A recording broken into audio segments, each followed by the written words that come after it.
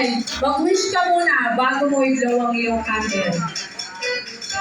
Wish ko ay lalo tayong ang wish ko talaga ang kalakasan ng spiritual natin. Isabay mo na yung iyong last message, ang iyong thank you message speech. Ay, salamat talaga. Una sa Panginoon, dahil sa Kanya ito ay, dahil sa Kanya kaya ako, ganito ang pagdiriwang natin ay talagang pinupuri ko siya talaga. Pinapasalamatan niya siya. Dahil sa Kanya ang karangalan ng Panginoon talaga. At napakabuti niya, wala ka rin siyang katulad talaga. Salamat sa hindi ko kulit yung papayaan talaga. Masaya ako talaga ngayon. Talagang hindi ko Saan sa tao? express ang aking kasayahan talaga. Hindi ko ito makakalimutan talaga sa buong buhay ko. Talagang masaya ako. Salamat talaga sa, hindi sa lahat talaga sa Panginoon, sa kanyang kapatid. Pangalawa sa aking mga anak talagang sila talaga nagkaisa sila at tulungan para may matupad ito aking birthday. Talagang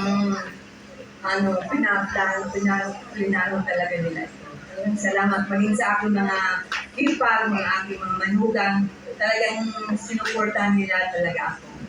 Talagang masaya talaga ako. Maging sa aking mga kapatid, talagang salamat sa iyo mga kapatid. Aking mga kapatid na talagang nandito kayo lahat. Talagang salamat na kahit sa kabila ng iyong mga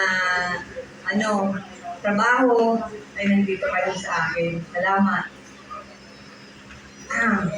Salamat. Pati sa aking mga kaibigan, mga kasister. Salamat sister. Talagang nandito kayo talaga. Salamat sa inyo. Salamat talaga sa inyo pagpunta nyo.